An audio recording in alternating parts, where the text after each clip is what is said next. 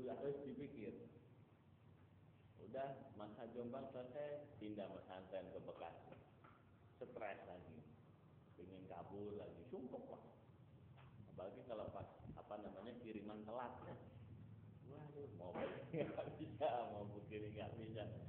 Aduh, belajar jadi malas semua. Wah ini kalau malas bisa gagal, sudah jauh-jauh dari Jawa Timur, Gatot lagi, wah tambah parah ini.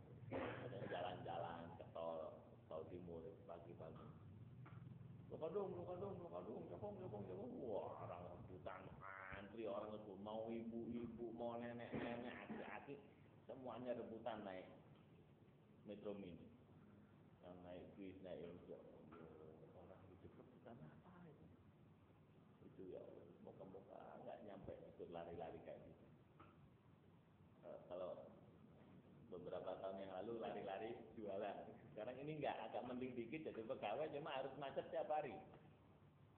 Kita punya teman di pesantren itu kerja di Adikarya, bagian personalia. Termasuk perusahaan kontraktor besar. Minimal proyeknya itu 5M. Minimalnya itu baru dikerjain sama Adikarya itu kalau senilai proyeknya 5M, minimalnya itu kerja. Berangkat ke kantor sama dia diajak ke kantornya waktu. Nah itu tutup, saya tinggal dulu ya. Lah mau tidur, kok gitu?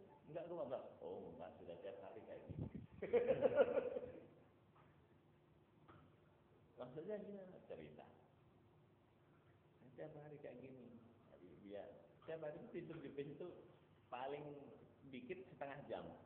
Rata-rata 45 menit karena perjalanannya 1,5 jam ke kantor. Jadi 1,5 jam berangkat, 1,5 jam. Kenapa nggak pakai motor? Waduh sama aja, tambah boros katanya. Belum kena macetnya, belum ini. Jadi yang paling enak mending kayak gini, tinggal bayar kan bisa tidur katanya. Itu tiap hari kayak gitu wiridannya. Dulu kan wirid tiap hari loh. Ya kan? Istiqomah itu kayak gini. Mending kayak kehidupan yang diceritakan di Jepang di ini. Macet di kereta di ini dipakai baca buku.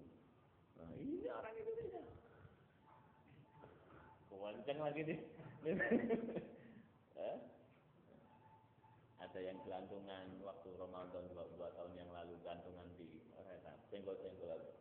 Kok jangan gini bang, yang tak biasa. Jangan gini dong bang. Alhamdulillah itu aja kita tiap hari kayak gini biasa wae. Jadi orang sekarang itu pola pikirnya sudah berubah, tapi nggak mau mikir. Dia nggak tahu bahwa suka macet, hidup gelantungan di kereta, tidur di mobil, tidur di jalan itu dianggap sudah wajar gitu, sudah tiap harinya kayak gitu. Normal nggak orang hidup kayak gitu? Tidur di kasur atau di rumah sama keluarga? Tapi dianggap sudah biasa itu. Macet dianggap sudah biasa. Ada lagi jamaah kita.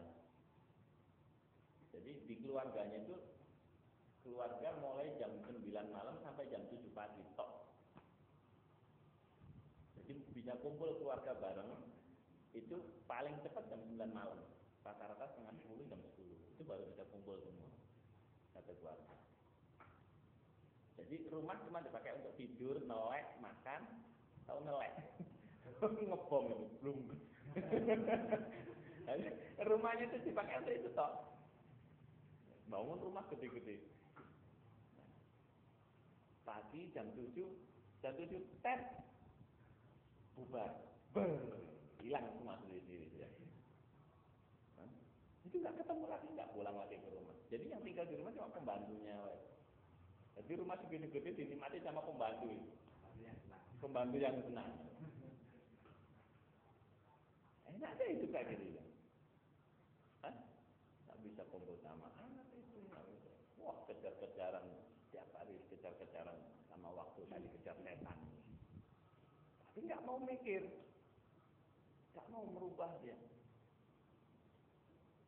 Gimana caranya? Kita kalau kehidupan kayak gitu, nggak ada yang, siapa yang bilang orang hidup kayak gitu dibilang sesat? Nggak ada. Ada yang bilang sesat? Enggak. Orang bilangnya, oh itu, alhamdulillah itu dia punya kerjaan tetap, kan bilangnya gitu ya. Hah? Dianggap normal-normal wae. Karena apa? Karena nggak punya tolak ukur. Siapa yang bilang kehidupan sejahtera itu kalau pendapatan per kapita? Siapa yang punya aturan main kayak begitu? Tolak ukurnya sejahtera itu dari mana?